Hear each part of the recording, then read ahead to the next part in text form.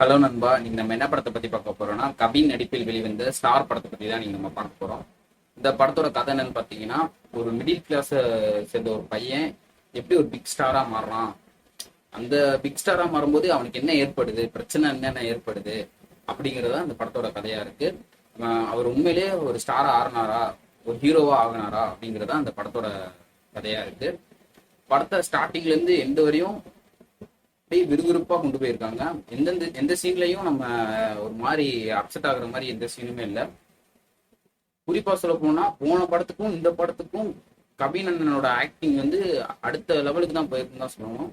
ஏன்னா ஒவ்வொரு சீனையும் அவ்வளோ அவ்வளோ அழகா நடிச்சிருக்காரு. இவரை தவிர வேற எந்த ஹீரோ போட்டிருந்தாலும் அந்த சீன் நடிச்சிருக்க முடியாதுங்கிற அளவுக்கு அந்த ஹீரோ நடிச்சிருக்காரு. ஏன்னா இந்த படத்தை பார்த்ததுக்கு அப்புறம் நீங்களே சொல்லுவீங்க செம்ம படம்டா அப்படிங்கிற மாதிரி.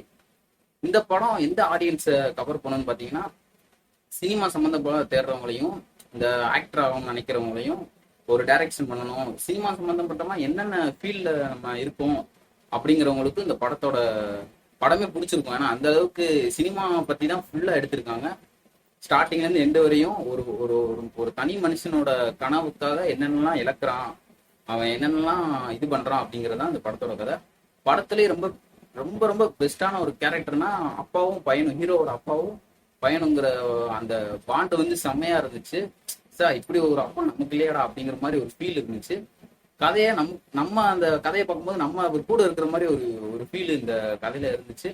அது ரொம்ப அழகாவும் இருந்துச்சு. ஏன்னா பார்க்கும்போது நானே ஒரு மாதிரி ஃபீல் ஆயிட்டேன். கடைசியெல்லாம் பார்க்கும்போது எனக்கே அழுகு வந்துருச்சு, உண்மையிலே ஏதோ ஆயிடுச்சு அப்படிங்கிற அளவுக்கு அந்த இடத்துல இருக்கிற மாதிரி ஒரு ஃபீல் ஏற்பட்டுச்சு. இந்த கதையோட டைரக்டர் சும்மா சொல்லக்கூடாது, வச்சு செஞ்சு விட்டுருக்காரு. ஒவ்வொரு சீனா இருக்கட்டும், ஒவ்வொரு நடிப்பா இருக்கட்டும், ஆடிஷன் போய் ஒவ்வொருத்தனா கலங்கி வந்து நின்னவனுக்குலாம் அந்த வழி என்னன்னு தெரியும். ஒரு ஒரு மனுஷனா நம்ம எப்படி ஒதுக்குறாங்க, எப்படி ஒடுக்குறாங்கிறத ரொம்ப அழகாவும் ரொம்ப யூனிக்காவும் எடுத்துட்டு போயிருக்காரு இந்த படத்தோட டைரக்டர். ஸோ ஓவரால் இந்த படம் யாரையாருன்னா ஆடிஷன் ஃபேமிலியா வந்து பார்க்கலாம், ஒரு லவரோட பார்க்கலாம், யாரை வேணா நீங்க அந்த படத்தை பார்த்தீங்கன்னா போதும். குறிப்பா சொல்ல போனா சினிமா சம்பந்தப்பட்ட ஆட்கள் வந்து இந்த படத்தை பார்த்தீங்கன்னா வேற லெவல் எக்ஸ்பீரியன்ஸாக இருக்கும். ஸோ கண்டிப்பா போய் பாருங்க. இந்த படம் வேற லெவல் ஹிட் ஆக போகுது தான் நான் நினைக்கிறேன். ஸோ உங்களோட ரிவ்யூ என்னன்னு எனக்கு கமெண்ட்ல சொல்லிட்டு போங்க. நீங்க படம் பார்த்தீங்களா, இல்லை யார் கூட போய் பார்த்தீங்க, எப்படி இருந்துச்சுங்கிறதையும் எனக்கு கமெண்ட்ல சொல்லுங்க. இந்த வீடியோ பிடிச்சிருந்தா லைக் அண்ட் சப்ஸ்கிரைப் பண்ணுங்க.